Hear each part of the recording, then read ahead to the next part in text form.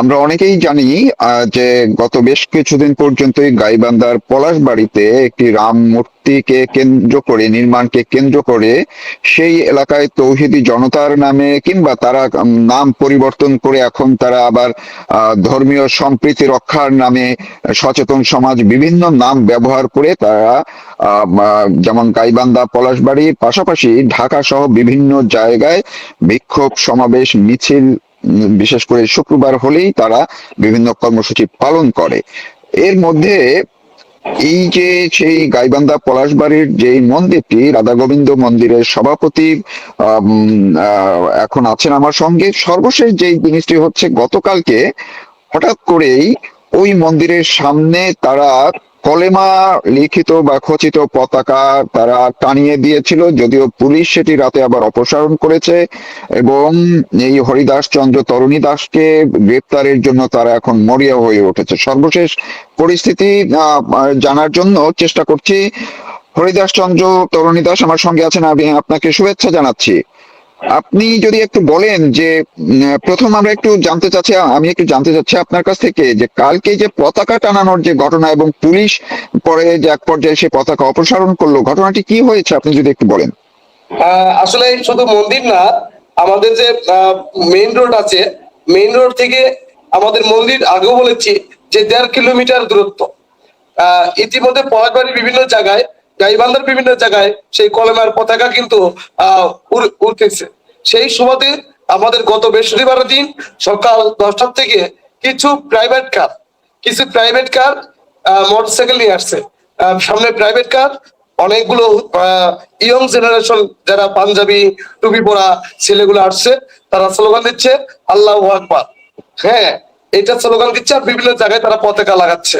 এবং সেই পতাকা আমাদের মন্দিরের যে শ্রী শ্রী রাধা গোবিন্দ কালী মন্দিরের ঠিক মন্দিরের 10 হাত থেকে 5 হাত দূরে তারা কিছু পতাকা লাগিয়েছিল, কিন্তু আমাদের যে আরো লাগাতে চেয়েছে মন্দিরের একদম সামনে, কিন্তু প্রশাসনের হস্তক্ষেপ তারা লাগাতে পারেনি।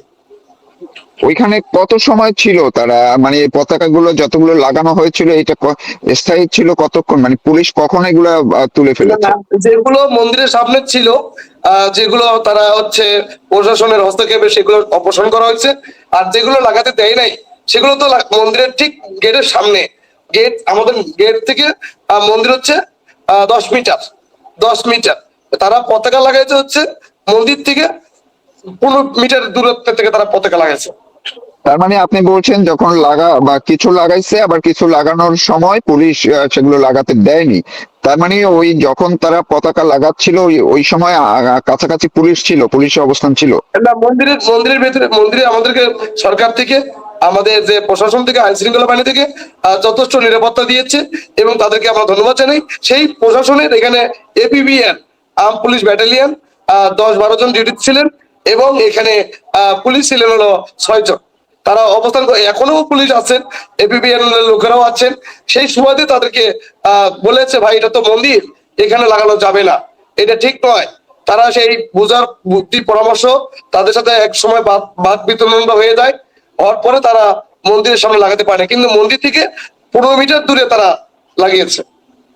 আচ্ছা, আর এই যে কালকে শুক্রবার হিসেবে কালকে অন্যান্য কর্মসূচিগুলো কি হয়েছে? আমরা কোনো কোনো সামাজিক মাধ্যমে দেখলাম যে তারা বিভিন্ন নামে আপনার ছবির উপরে ক্রস চিহ্ন দিয়ে এবং ওই রাম মূর্তি তারা খোলা জায়গায় স্থাপন করতে দিবে না, এবং ব্যানারে কোনো কোনো ব্যানারে দেখলাম যে তারা তৌহিদি জনতার পরিবর্তে এখন আবার সম্প্রীতি, ধর্মীয় সম্প্রীতি সুরক্ষা, সচেতন সমাজে এই ধরনের কিছু নাম ব্যবহার করে তারা মানববন্ধন করেছে, যেখানে আপনাকে গ্রেপ্তারের দাবি জানানোর পাশাপাশি ওই মন্দির রাম মূর্তি অপসারণের দাবিটিও আছে দেখা গেল। এটি কালকে কি হয়েছে সর্বশেষ পরিস্থিতি? আচ্ছা, আমি একটু বলি।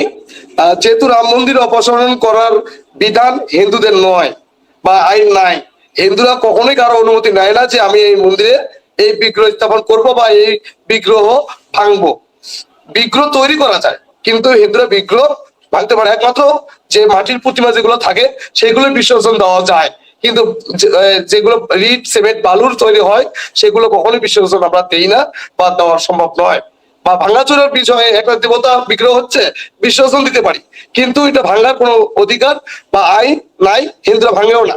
সেই জায়গা থেকে রাম মন্দির তো এটা একটা আমাদের ভগবান শ্রীকৃষ্ণ, ভগবান রাম, এই বিগ্রহটা, এটা তো আমরা ভাঙতে পারবো না, কোনো বিধানও নাই।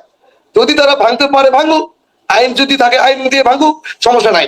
যেখানে তারা রামের বিগ্রহ এখন অপসারণ করার কোনো খুব ফাঁক পাচ্ছে না, তাহলে এর মূল হোতা কে? অবশ্যই হরিদাস বাবু মূল হোতা। কারণ সনাতনীর কাছ থেকে টাকা নিয়ে আসছে, সনাতনীর টাকা দিচ্ছে হরিদাস বাবুর হাতে, হরিদাস বাবু এটা করতেছে।